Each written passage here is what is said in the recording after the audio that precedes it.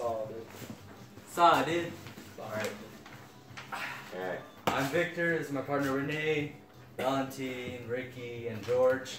And we're going to be explaining to you today our analysis of the seventh soliloquy of Hamlet, which is the last soliloquy, which starts up with how all occasions do inform against me, you know, blah, blah, blah. We're going to be explaining that. We're going to be explaining the summary of the soliloquy. I'm going to be explaining question 1, which is what's the speaker's major problem, or what's really bothering him. I'll explain question 2, which what it reveals about himself. And he'll be explaining question 3, and then I'll explain how our theme connects to Hamlet. Okay. So, all throughout the play, Hamlet must decide whether to seek revenge on Claudius.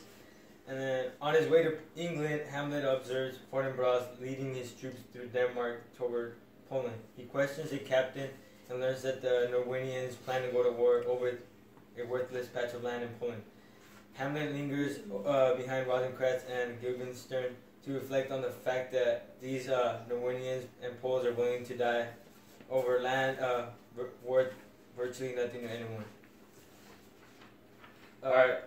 Oh, I think you're good. So the soldiers that give a reason to think about his own honor when he states a father killed and a mother strained, and he begins to think about the action that he might take, which is to kill Claudius. And then he continues by saying, from this time forth my thoughts be bloody. So he's made the decision to kill his Claudius, and this soliloquy then refreshes Hamlet's purpose and seeking revenge, and my group will continue to analyze.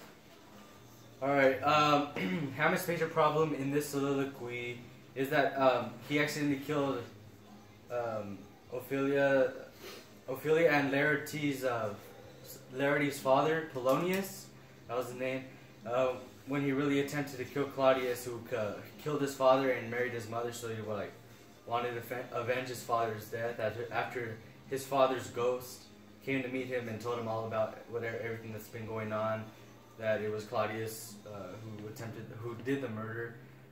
What's really bothering him is the fact that some people fight for some things that don't matter, such as worthless land, but he desires to fight for something that has value and worth, such that he wants to avenge his father's death.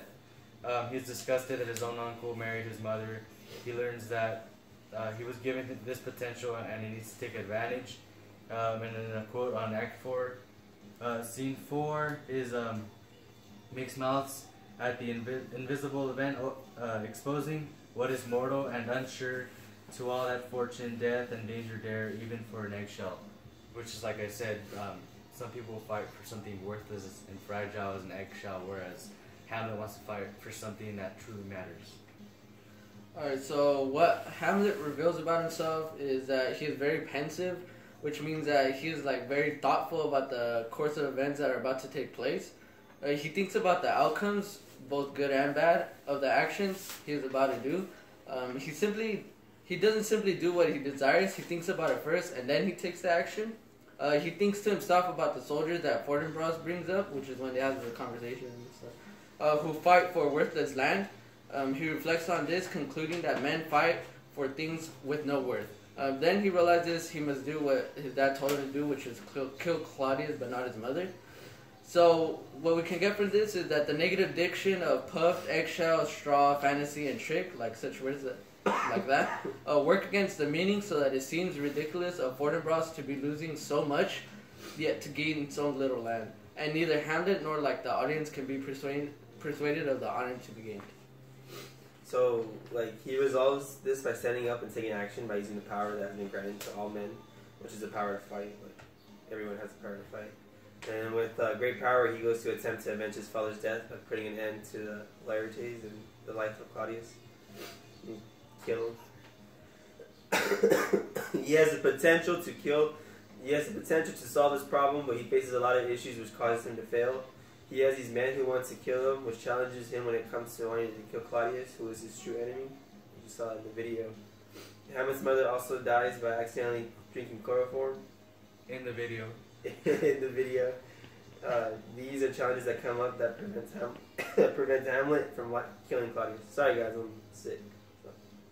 No, it's my turn. Yeah, Alright, your cool. turn. Alright, so we connected the plot of Hamlet to a Western theme. The reason we chose the Western theme was because we felt like in the Western times they fought for like this side of town or this side of town, and had little things like going on like in bars and stuff. So ours takes plot in a bar where saloon. Hamlet, played by Victor, talks about and goes on about his soliloquy. Throughout this like video or throughout his soliloquy, he's having flashbacks. He has flashbacks of the murder of Hamlet's father, Gertrude's wedding, and then Larity's death, where he gets shot. Little things we put in were like Renee, which plays Hamlet's father as a ghost in the wedding. If you notice, he's in the back, like in a little corner. Yeah, he has a little, what is it called? Like Pillowcase? Yeah, he has a pillowcase on. The reason he puts the pillowcase on or is the ghost is because in Hamlet, Hamlet's father's always around, letting him know like, hey, this happened, or like, and that's what drives Hamlet. Another other thing was where Laertes got killed instead of Polonius got killed instead of Claudius. Yeah. Hamlet throws the ball to distract and get Claudius, but instead Claudius bends down and Hamlet accidentally shoots Polonius. Like, so yeah. And that sums it up. You're 5 minutes. just gonna have to watch the video to 5 get minutes. Watch the video. 5 minutes.